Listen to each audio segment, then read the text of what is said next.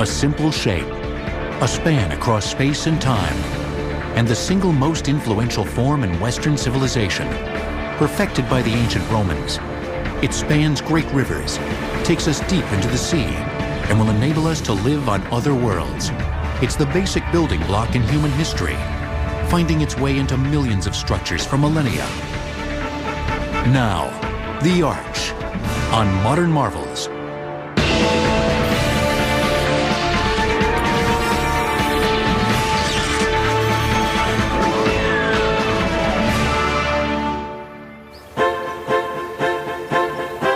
The Arch. In its many forms, this uniquely adaptable and robust shape has dominated the Western world since its invention over 2,000 years ago. Its characteristics: able to span long stretches, carry incredible loads, and withstand the ravages of time, all while being composed of the simplest materials, make it the most enduring building form known to man. The idea behind an arch is that it channels the force that the structure needs to support in a way that is most efficient in terms of the way it uses the material. No other shape comes close to the arch and its relatives: the vault, cylinder, and dome for efficiency. But there was a time when such structures were unknown. To imagine that you were alive 2,000 years ago and you wanted to build a bridge across a relatively wide stream. Your choices weren't very many. You could fell a tree if the stream was narrow, and you could build a bridge by walking across the tree. The tree would then be what engineers call a beam. The simple idea, the beam, had been in use since at least 12,000 BC at Stonehenge, on the windswept plains of southern Britain. Beams, or lintels, spanned moderately spaced pillars in this ancient structure. The Greeks later used this method of construction for temples. It was practical and could be beautiful, but was limited to the width that a wood or stone beam could span before it collapsed.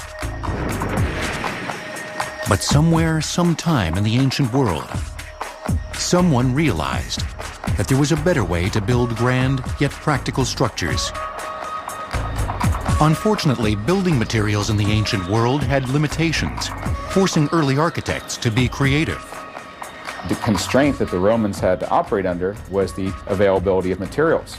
You can't build beams out of blocks of rock. You could build beams out of timber, that was available to the Romans, but again, you were limited to very short spans.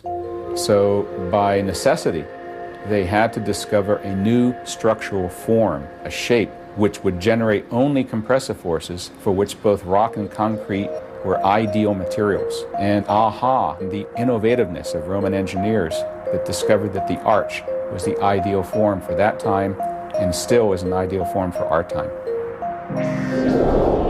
They took an old and simple idea and built a civilization upon it.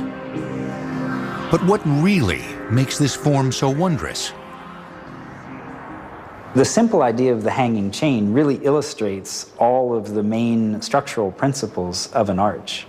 And it's much easier to visualize. So here we have a force and tension, and if you could stand on your head or freeze this and turn it over, you could picture exactly what's happening for the forces in an arch.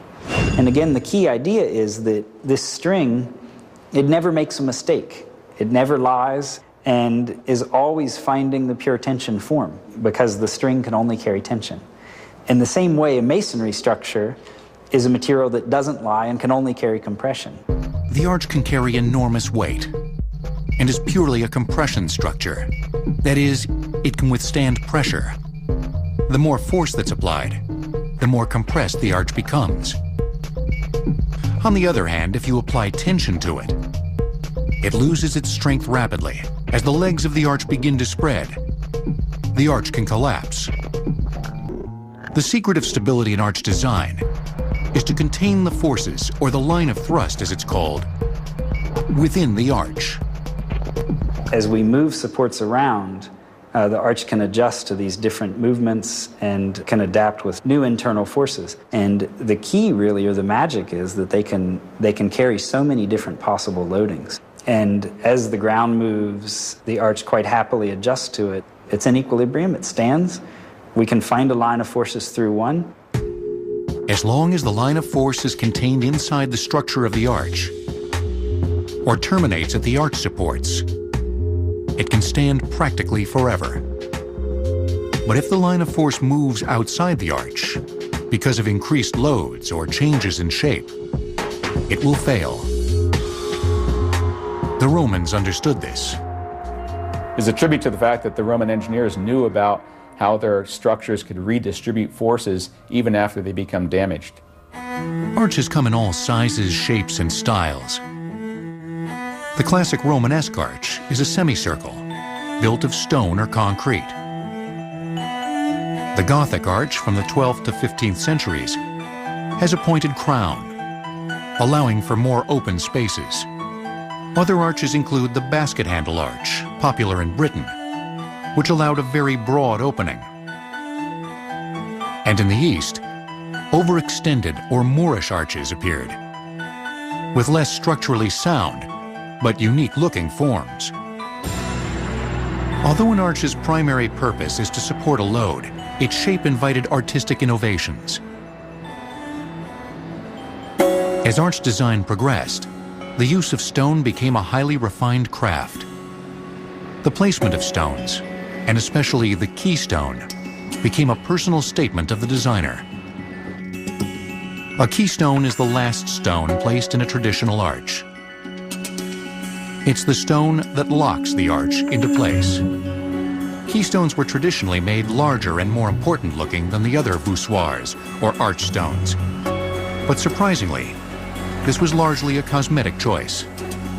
You hear a lot of talk about the keystone in an arch being this most critical piece, this most special piece. The keystone has the smallest amount of force, yet it gets all of this attention. It's kind of a paradox. You'd expect to have more force at the middle, but the smallest force is at the middle. And therefore, a keystone does not actually carry very much force. If you have an odd number of voussoirs, they're called the pieces of an arch, then there is an odd one in the middle, which is the keystone. If, however, you make the arch out of an even number, then there is no keystone. But being the last stone in the arch, the keystone does have one very special purpose.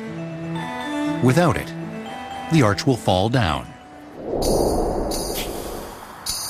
The ancient Romans were the first to make structural use of the arch in large buildings and bridges, and solved some of the great building problems of their day.